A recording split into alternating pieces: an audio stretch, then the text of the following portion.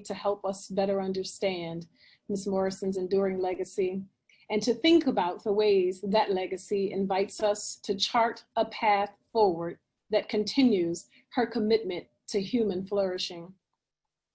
Ms. Morrison, as many of you know, taught for many years at a variety of universities. She began her career as a professor at Texas Southern University in Houston, Texas, and retired from Princeton University in 2006.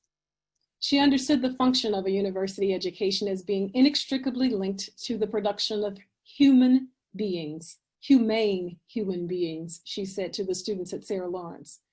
The university must, quote, refuse to continue to produce generation after generation of people trained to make expedient decisions rather than humane ones. Joining this segment of the conversation to explore Toni Morrison and the Academy are Dr. Mariama Graham, who is sitting in for Dr. Carla Holloway, and Dr. Deborah McDowell. I invite them both now to turn their cameras on and to join this conversation. And I also have to say that Dr. Graham doesn't have to sit in for anyone. She's a force in her own right. Mariama Graham is University Distinguished Professor in the Department of English at the University of Kansas and the founder of the Project on the History of Black Writing.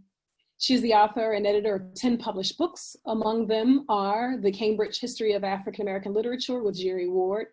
She is also completing The House Where My Soul Lives, The Life of Margaret Walker, a book that we're all anxiously anticipating. Among her public humanities projects are the Language Matters Teaching Initiative for the Toni Morrison Society and Don't Deny My Voice, an NEH-funded Institute on African American Poetry. Dr. Deborah McDowell is the Alice Griffith Professor of English at the University of Virginia. Dr. McDowell is also the director of the Carter G. Woodson Institute for African American and African Studies. She founded the African American Women Writers Series for Beacon Press, and she's the author of The Changing Saying, Black Women's Literature, Criticism, and Theory, and Leaving the Pipe Shop. Before they get started, I also have to tell you that they have many, many, many other publications, but for the sake of time, we thought we'd give you some of what we call in academia the greatest hits, and in some instances, some of the more recent works. Welcome, Mariama and Deborah, and thank you for being here. Just as a kind of housekeeping thing, if you're in the webinar, you are free to change your view.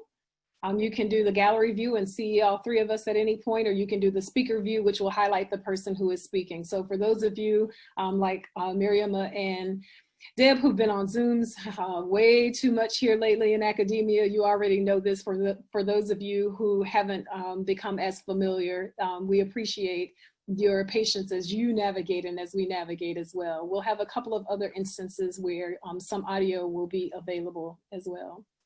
So Deb and Mariama, we talked about a number of different sets of questions as we were preparing for this. And I really think that you two can have a conversation without me. So I'm gonna do the first one and then just kind of back out a little bit. Okay. So much of the Academy, as Toni Morrison imagines it, centers on love and humanity and critical intellect. In your view, what does an academy, and we can interpret that very broadly, it doesn't have to just be the university, what does an academy informed by Toni Morrison's words and books look like for you? Oh my. Mariama, you want to go?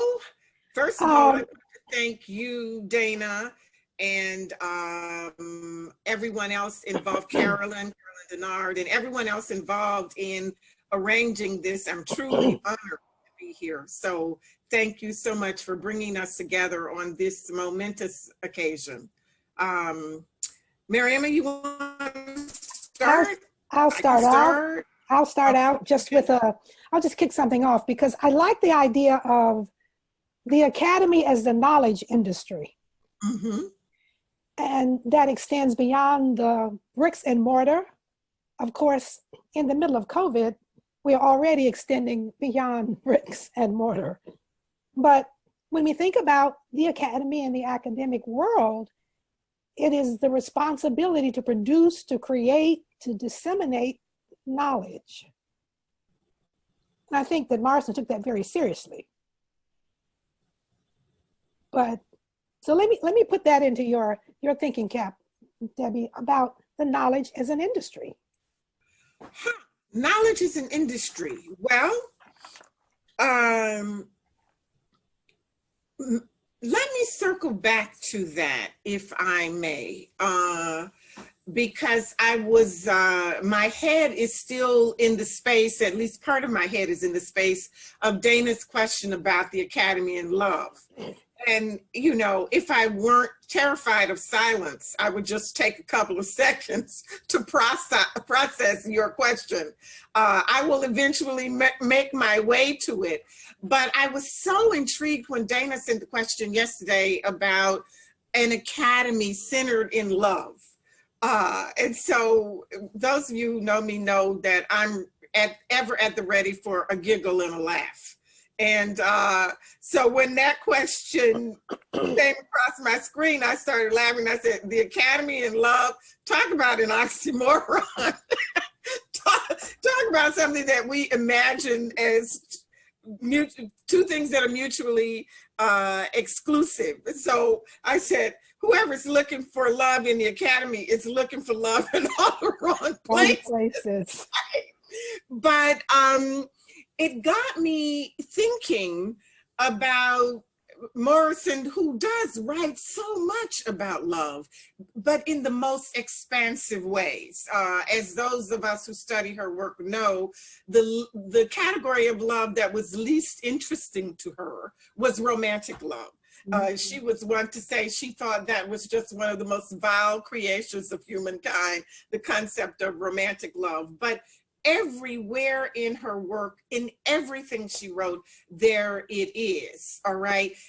Including her deep philosophical understanding of love, which for me comes through in some of my favorite passages of Morrison's work, one being from The Bluest Sky.